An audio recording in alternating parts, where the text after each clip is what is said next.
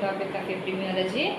And in the previous class, we have discussed like epidemiology triad between agent, host, and environment. There should be a something which should transmit the infection from one person to another person. So we said agent should be there, some microorganism, host should be there to receive that, and environment should be there. In this continuation, we'll see the mode of transmission. Usually it is divided into two types. So first one is direct transmission, and next transmission. In this thing, there are two types of transmissions are possible. One is direct transmission and second one is indirect transmission. So when we speak about the direct transmission, the word itself is saying infection is spreading from one person to another person directly by using their objects. Best example, tuberculosis. Suppose in a family, one person is suffering with tuberculosis. So he used some kerchiefs or he used glass and all.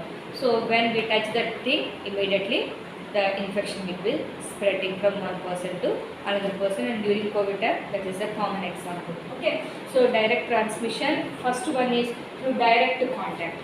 So we will give shake hand. Now during those times they said no shake hands and no touching of other hand, some neighbor's hands or something like that they do.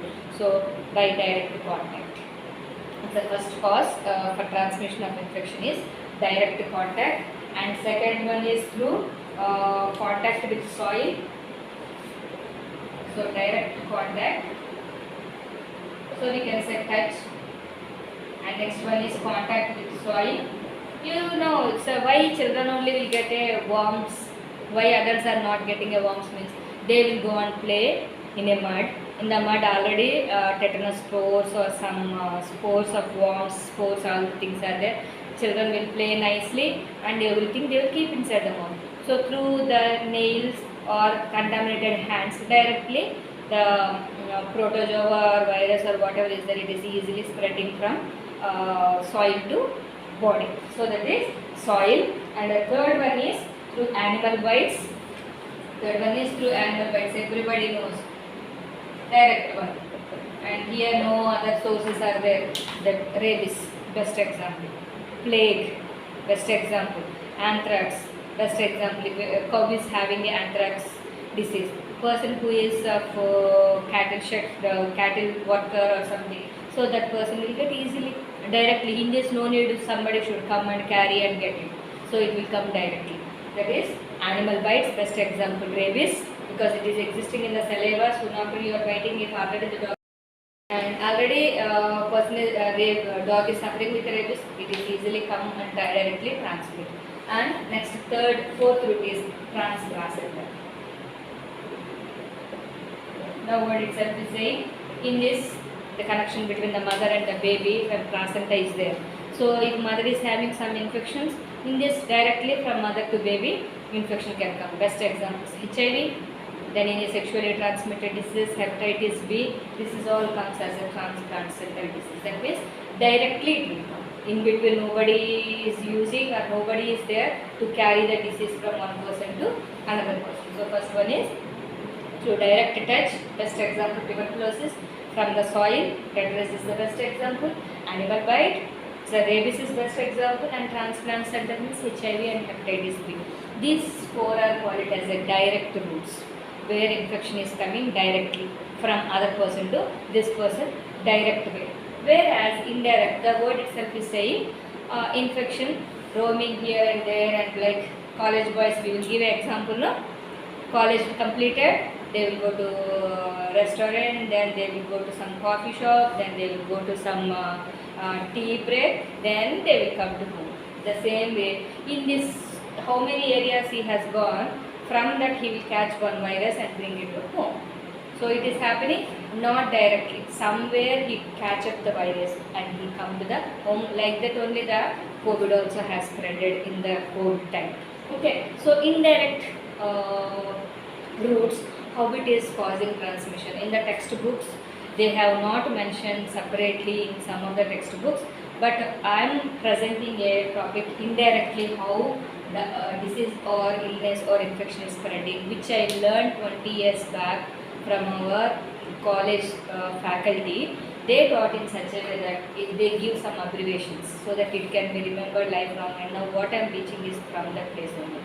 Okay, so indirectly how it is spreading means there are biological agents or mechanical or chemical agents which are uh, coming different ways to reach a host. So what are the different ways? There are 5 F's are there. 5 F's. Blindly you can remember, directly you can write the exam also. 5 F's. So first one is fluid. Fluid means nothing but water. Waterborne diseases. What are the examples for waterborne disease? Cholera, diarrhea. Okay. So because the contaminated biological agent is mixed in the water, and now that agent is using water as a source for transmission of the disease. So indirectly it is reaching to the host. So fluid, waterborne diseases. Examples: cholera and diarrhea. Second one is fingers. Second one we can say fingers. Nobody knows that fingers play such an important role for transmission of the disease. Yes, so I told through soil, contaminated soil, directly it is coming through fingers only. That's indirect route. It is using as the fingers. Fingers, especially when you have diarrhea or any gastrointestinal infections, then if any fecal materials are accumulated in fingers, and if you are feeding to your baby, and that disease can be transmitted to baby also through fingers. And third one is food. Food, yes, definitely food is a major source for getting the certain kinds of diseases, especially all gastrointestinal infections. The food is the main source for transmitting of disease from one person to another person. So in that even you can see an example of diarrhea and cholera. So in summer season sometimes the food is contaminated, and all community maybe, and the people who attended the marriage, all people were at a time they are suffering with some disease. It can be due to food or it can be due to fluid also. And fourth one is flies. Flies. The word itself is saying flies. Yes, flies plays a major role in transmission of the disease. Here one person is suffering in next village, and from that flies will catch, sit on the fecal material of that person, and with that fingers it will come and sit in some other area where food is open without cover. It will sit there. What will happen? Through that flies, that microorganism is caught up and left it here. So now flies plays a major role in transmitting of all, especially gastrointestinal infections. And fifth one is fomites. Please do remember 5 F's I have explained. This is 5 F's are called as a indirect routes of transmission. Fomites. Fomites means the utensils or the items which we are used by the infectious person. The fomites or utensils. Suppose if a tuberculosis patient is using some kerchief or sputum cup or a tumbler or a plate, or he is using some medicines, when he is opening, maybe after taking that medicine, maybe it was contaminated, the total strip is contaminated with the bacteria. Same thing is just touched by somebody and there is a chances of transmission of disease. That's called it as a fomite-borne diseases. And COVID also is the best example for fomite-borne disease. So this is what about mode of transmission, how the disease is spreading from one person to another person. It is by direct contact or indirect contact. So direct contact examples: contact or touch, direct touch, soil or animal bites, or placenta means from the mother to baby. Whereas indirect route means it is from fluids, fingers, food, flies and fomites. So these are the different modes of transmission. I hope I gave you valuable information to you.